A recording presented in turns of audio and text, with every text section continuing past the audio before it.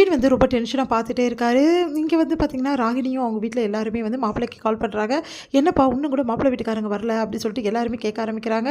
இந்த சூழ்நிலை "இதோ வந்துருவாங்க" அப்படின்னு சொல்லிட்டே இருக்காங்க. ராகினிக்கும் எல்லாருக்குமே பசுபதி. அடுத்து வந்து கொஞ்ச நேரத்திலே வந்து அஜயும் வந்து அவங்க அப்பா வந்து இறங்குறாங்க. அதை பார்த்துட்டு அதிர்ச்சி அடைகிறாரு நிவின். "என்னாச்சு இவங்க வரமாட்டாங்கன்னு சொன்னாலே வந்து யமுனா யமுனா வந்து இந்த மாதிரி கட்டி வச்சுருக்காங்க இவரை. இதுக்கப்புறம் இவர் வரவே முடியாது." என்னென்னமோ சொன்னாலே இப்போ பார்த்தா இங்கே வந்து நிற்கிறாரு. ஒன்றுமே புரியலையே, இவன் எப்படி இங்கே வந்தான் அப்படின்னு சொல்லிட்டு யோசிச்சுட்டு இருக்காரு. உன்னை யமுனாக்கு கால் பண்ணுறாரு. உன்னை யமுனா வந்து ஐயோ என்னாச்சு இவர் கால் பண்ணுறாரு அப்படின்னு சொல்லிட்டு கேட்குறாங்க. சொல்லுங்கள் அப்படின்னு. நீ எங்கே இருக்காரு அஜய் அப்படின்னு சொல்லி கேட்டோன்னே, அஜய் உள்ளே தாங்க இருக்காங்க, ஒன்றும் பிரச்சனை இல்லை அப்படின்னோடனே, அஜய் வந்து உள்ளே இருக்காரா, இங்கே வந்துட்டான் புரியுதா அஜய், கல்யாணமும் வந்து நடக்க போகுது, ஏன் இப்படிலாம் பண்ண அப்படின்னு சொல்லிட்டு கேட்டோன்னே, அது வந்துங்க ஃபோனை போய் எப்படி சொல்லிட்டு வச்சிடறாரு. செமையாக டென்ஷன் ஆகிறாரு நிவின். இப்படி பண்ணிட்டாலே இந்த யமுனா அப்படின்னு சொல்லிட்டு, இப்போ என்ன பண்ணுறது, இந்த கல்யாணத்தை எப்படி நிறுத்துறது ஒன்றும் புரியலையே, வேறு வழியே கிடையாது, விஜய் மட்டும் தான் அந்த கல்யாணத்தை நிறுத்த முடியும், அதனால் வந்து விஜய்க்கு நம்ம கால் பண்ணுவோம் அப்படின்னு சொல்லிட்டு விஜய்க்கு வந்து கால் பண்ணுறாரு. இங்கே வந்து விஜயும் காவேரியும் வந்து என்ன பண்ணுறாங்க, காலையில் தூங்கிட்டு இருக்காங்க. திடீர்னு ஃபோன் வருது. என்ன ஆச்சு காலையிலேயே ஃபோன் பண்ணுறாங்களே யாருன்னு சொல்லிட்டு விஜய் ஃபோன் எடுக்கிறாரு. பார்த்தா வந்து நிவின் வந்து கால் பண்ணுறாரு. இவன் எதுக்கு இப்போ கால் பண்ணுறான் ஒன்றும் புரியலையே அப்படின்னு சொல்லிட்டு, சொல்லுங்கள் என்ன இந்த டைம் கால் பண்ணியிருக்கீங்க அப்படின்னோடனே, சார் உங்கள் வீட்டில் என்ன நடக்குதுன்னு உங்களுக்கு தெரியுமா தெரியாதா அப்படின்னோடனே, என்ன விஷயம் எனக்கு புரியலையே, சார் சொல்லுங்கள் சார் நீங்கள் எங்கே இருக்கீங்க, என்ன நடக்குது, முதல்ல நான் வந்து இங்கே இல்லவே இல்லைங்க வீட்டில் என்ன நடக்குது அங்கே அவங்களுக்கு தான் தெரியும், நான் வந்து இங்கே கொடைக்கானல் வந்திருக்கேன் அப்படின்னோடனே அதிர்ச்சி நீ சார் என்ன சார் சொல்கிறீங்க, நீங்கள் கொடைக்கானல் இருக்கீங்களா, அப்போ வந்து காவேரி என் கூட தான் இருக்கா அப்படின்னோடனே அதிர்ச்சி அடைகிறார் நிவின்.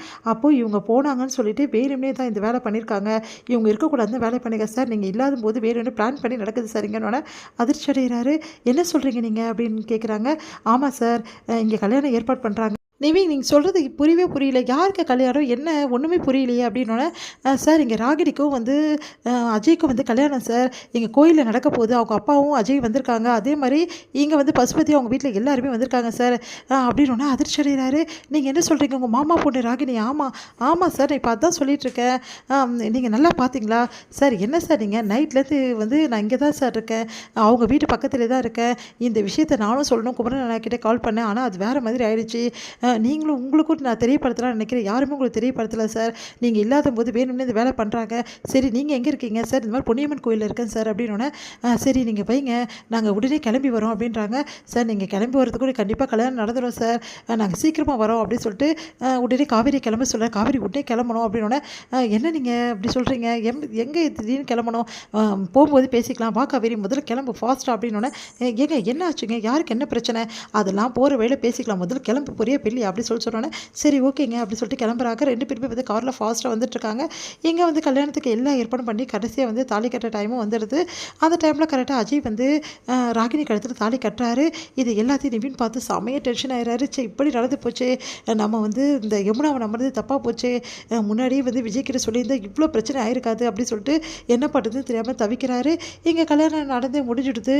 நம்ம வந்து விஜயும் காவேரி வர்றதுக்குள்ளேயும் அவங்க 2 பேர் கோயிலுக்கு வந்து அதிர்ச்சி அடைகிறாங்க. பார்த்து நான் சொன்னேன் இல்லைங்க பசுபதி பற்றி உங்களுக்கு, பசுபதி எப்படிப்பட்டவர் பார்த்தீங்கல்ல, அவர் நினச்சதை நடத்துறதுக்கு என்ன வேணாலும் செய்வார், அது அவங்க பொண்ணும் அப்படி தான், இப்போ புரிஞ்சிச்சா அவங்க யாருன்னு சொல்லிட்டு, இப்போ நடத்திட்டாங்கல்ல அவங்க விரும்பினதை அப்படின்னோடனே, நீ அமைதியாக இரு நான் பேசிக்கிறேன் அப்படின்னு சொல்லிட்டு விஜய் வராரு. அஜய் அவங்க அப்பாவையும் வந்து செமையாக டென்ஷனாகி கத்துறாரு.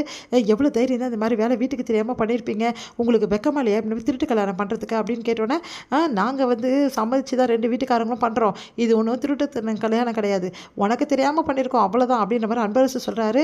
அப்போது உங்களுக்கு ஏன் சம்மதம் முக்கியம் இல்லை, நம்ம வீட்டு சம்மதம் முக்கியம் இல்லை, ஆமாம் எனக்கு முக்கியம் இல்லை, ஓ அப்படியா, இப்போ நான் முக்கியம் இல்லை, தாத்தா முக்கியம் இல்லை, நம்ம வீடு முக்கியம் இல்லைன்னு நினைக்கிறீங்க, அந்த வீட்டில் உங்களுக்கு இடம் கிடையாது, யாரும் என் வீட்டு வாசப்படி மிதிக்கக்கூடாது அப்படின்னு சொல்லிட்டு போயிடுறாரு.